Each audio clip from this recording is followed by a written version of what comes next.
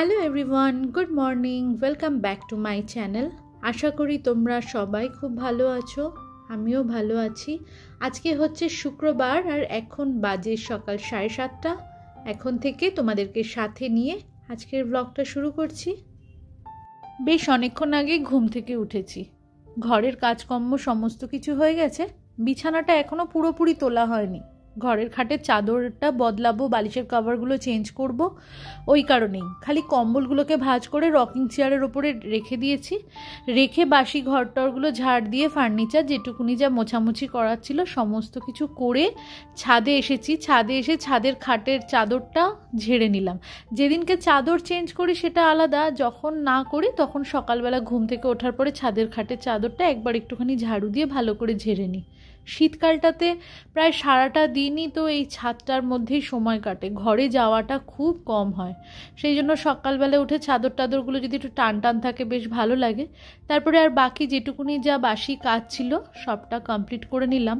তো এই মুহূর্তে আমাদের চাটা খাওয়া হয়ে গেছে, বাবু বেরিয়েছিল, কিছু সবজি নিয়ে এসেছে, আর ওই ফাঁকে আমি একটু আলু কুমড়ো সমস্ত কিছু কেটে নিয়েছি।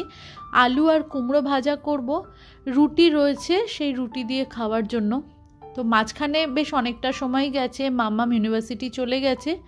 গতকাল রাত্রিবেলাতে ওর জন্য একটুখানি নুডলস বানিয়ে দিয়েছিলাম, একটু খেতে চেয়েছিল, তো রাত্রিবেলায়ও নুডলস খেয়েছে, আর বাকিটুকুনি রাখা ছিল আর সকালবেলাতে গরম করে দিয়েছি, ও খেয়েই বেরিয়ে চলে গেছে। তো এখানে আলু কুমড়ো ভাজা করছি, আর কিছু বাসি রুটি রয়েছে সেগুলোতে একটুখানি ঘি মাখিয়ে নিচ্ছি আমার আর বাবুর জন্য। এখন কিন্তু বেশ অনেকটাই বেলা হয়েছে, এটা কিন্তু বেশ কিছুক্ষণ পরেই ভিডিওটা আবার শ্যুট করছি। সকালে জলখাবারটা বানাচ্ছি বলতে কি, ওই আলু কুমড়োটা ভাজা করছি, এই ভাজাটা দিয়ে দুবেলা হয়ে যাবে রাত্রি অবধি। আর রুটিটা একটুখানি ঘি মাখিয়ে নিলাম। তো এরকম ঘি মাখানো গরম গরম রুটি আর আলু কুমড়ো ভাজা কিন্তু বেশ ভালোই লাগে, আর একটু বেশি তেল লাগে ঠিকই এই ভাজাটা বানাতে, কিন্তু খুব সুন্দর হয় কিন্তু খেতে। আর কুমড়োটা যদি একটুখানি মিষ্টি মিষ্টি থাকে তাহলে ভালোই হয়। আমি কিন্তু চিনি দিইনি একদমই, এমনিই ভেজেছি, কুমড়োটা কিন্তু বেশ মিষ্টি ছিল। তো দুটো রসুন আমাদের, আমি তো আগেও বলেছি, তো আমরা জলখাবারে প্রত্যেকেই দুটো করে রসুন খাই। আজকেও কিছু রান্নাবান্না করব না জানো তো, টুকটাক খাবার ফ্রিজে বেশ কিছুটা রয়েছে। মাম্মাম তো বাড়িতে নেই, আমি আর বাবু খাবো, খালি আটা মাখবো, রুটি করব, এটাই রাত্রিবেলার কাজ রয়েছে। আর ভাত বানাবো, আর টুকটাক যেটুকুনি খাবার রয়েছে সেটাই গরম করে আমি আর বাবু খেয়ে নেব। দুদিন পর পর মাটন খেয়েছি, আজকে আমিষ খাওয়ার একদমই ইচ্ছা নেই, সেই জন্য নিরামিষই খাবো। এই হচ্ছে আজকের চিন্তাধারা, এখন দেখা যাক তারপরে কি করি। তো ঝটপট করে ঘরের বিছানার চাদর দুটো, বালিশের কভারগুলো সমস্ত কিছু চেঞ্জ করে ফেললাম, খালি এই কম্বলটা তো ভাঁজ করা ছিল। আর বিশেষ সেরকম কোনো ঘরের কাজ নেই, সবটাই সকালবেলা করে তারপরে বেরিয়েছিলাম।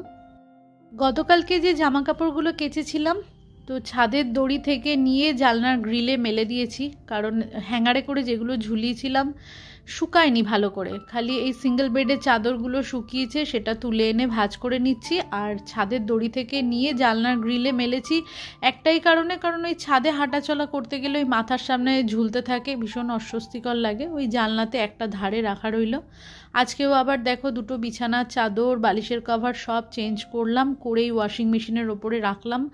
আজকে তো আর ওয়াশিং মেশিন চালাবো না, তো দেখা যাক যদি আগামীকাল হয়। প্রায় 6-7টা মতো চাদর জমে আছে। তো চলো বাজারগুলো তুলতে চলে এসেছি। শীতকালটাতে না এরকম খুব হয়, সবজির বাস্কেট শেষ হয় না তার আগেই সবজি চলে আসে। আর আজকে সকালবেলাতে মামামকে নিয়ে স্টেশনে ছাড়তে গেছে, শাক পাতা নিয়ে এসেছে। তো একসাথে যদি এত রকমের শাক নেই, কোনটা ছেড়ে কোনটা রাখবো আর কিভাবে রাখবো, আর শাক গোড়াগুলো থাকে ভিজে, ঠিকঠাক মতো না রাখতে পারলে তো নয় পাতাগুলো বুড়ো হয়ে হলুদ হয়ে যাবে, আর না হলে মজে নষ্ট হয়ে যাবে। তো একসাথে এত রকমের শাক আনলে পরে না আমার খুব একটু চিন্তা লেগে যায়। আসলে টাকা দিয়ে সবজিপাতি কিনে এনে ঘরে এনে নষ্ট করার ক্ষেত্রে আমি নেই, যদি কোনো কিছু একটুখানি নষ্ট হয় তো সারাক্ষণ আমার মনটা খুঁতখুত করতে থাকে। তো দেখো পেঁয়াজ কলি, বাঁধাকপি, মেথি শাক এনেছে, ধনেপাতা ঘরে অনেকটা রয়েছে, তা সত্ত্বেও ধনেপাতা তারপরে মূলো শাক, পালং শাক, প্রত্যেকটা শাক না 2 আঁটি করে করে নিয়ে এসেছে। কলা, কড়াইশুঁটি, উচ্ছে আর পেঁয়াজ। কড়াইশুঁটি তো আমি ছাড়াবো না, ওরকমভাবে প্যাকেট ধরা থাকবে।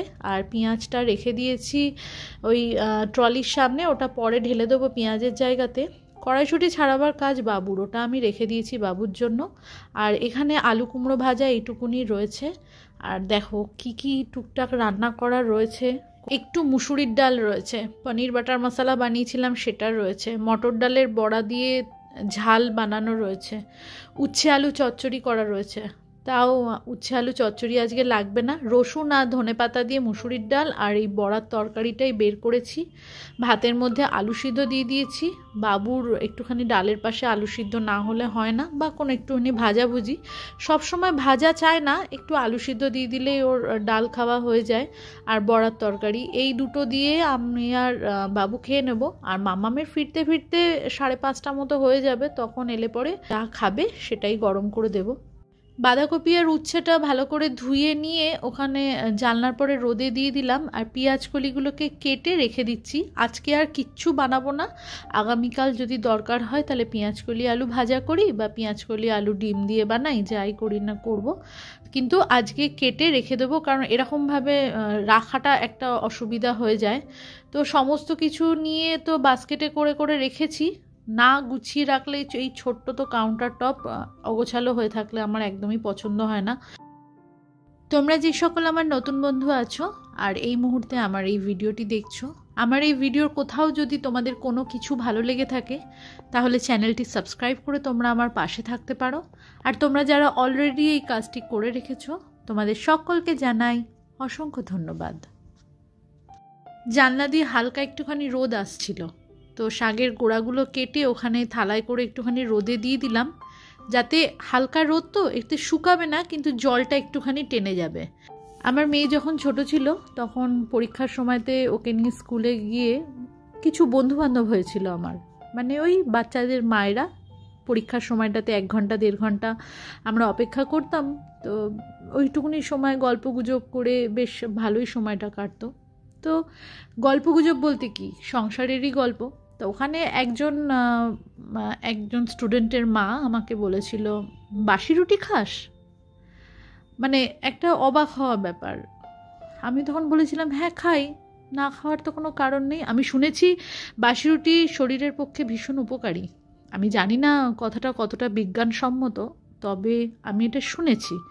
হ্যাঁ, আগের দিনের যদি রুটি থাকে, যেমন আমার গতকালের রুটি ছিল, ভেবেছিলাম রাত্রিবেলাতে শেষ হয়ে যাবে, তো রাত্রিবেলাতে লাগেনি আর, তো আজকে সকালবেলাতে ফেলে দেবো নাকি, ওটাতে ঘি মাখিয়ে আমি আর বাবু খেয়ে নিলাম। মাম্মামকে আমি টাটকা রুটি করে দিলাম, ঠিক কথাই, ও যদি খেত, কিন্তু তা না হলে আমি আর বাবু খেয়ে নিই। খাই, ফেলে দিই না। খাওয়ার উপযুক্ত থাকলে সেই খাবারটা আমরা নিশ্চয়ই খাই। নিজের সংসারে সাশ্রয়ের চিন্তা তো নিজেকেই করতে লাগে, তাই না? অযথা কষ্টের জিনিস নষ্ট করে লাভটা কী আছে? এখন বেলা 1:30 বাজে, দুপুরের খাবার ডাল আর বড়ার তরকারি।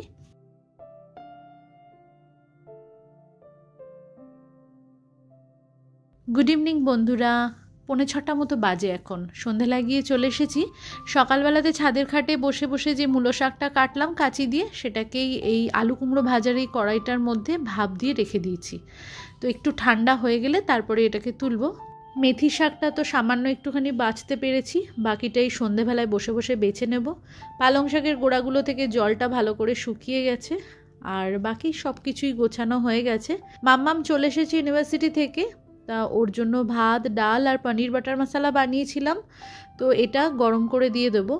তো এইটা দিয়েই ওর খাবার হয়ে যাচ্ছে। তো এখন যে ও খাচ্ছে এই 6টা 6:30 নাগাদ, এটাই ওর ডিনার হয়ে গেল। এই সময়টাতে ও ভাত খেলো, তো রাত্রিবেলায় আর কিচ্ছু খেতে চায় না। যদি রাত্রির করে পড়ে তাহলে হয়তো একটা রুটি কি সবজি খায়, আর তা না হলে পরে যদি তাড়াতাড়ি শুয়ে পড়ে তাহলে ওই 1 গ্লাস দুধ খায়, ব্যাস ওটাতেই ওর হয়ে যায়। 1 জানুয়ারির দিনকে রাত্রিবেলাতে বানিয়েছিলাম পনির বাটার মশলা পরোটা দিয়ে খাওয়ার জন্য। মাটনও ছিল আর এটাও বানিয়েছিলাম। তো যাই হোক, যেটুকুনি রয়েছে আজকে, এটা পনির বাটার মশলাটা শেষ হয়ে আমার ফ্রিজ মোটামুটি খালি। মেয়েটাকে খেতে দিয়ে একটু গরম গরম চা বানাবো। শীতের দিনে সন্ধেবেলায় গরম গরম চাটা না পেলে পরে ঠিক ভালো লাগে না, হাতটাও সেকা হয়, শরীরটাও বেশ ভালো মতো গরম হয় গরম গরম চায়ে চুমুক দিয়ে। তো বন্ধুরা, আজকের ব্লগটা এখানেই শেষ করছি। তোমরা ভালো থেকো, সুস্থ থেকো, দেখা হচ্ছে তোমাদের সাথে নেক্সট ব্লগে। ততক্ষণের জন্য টাটা, গুড নাইট।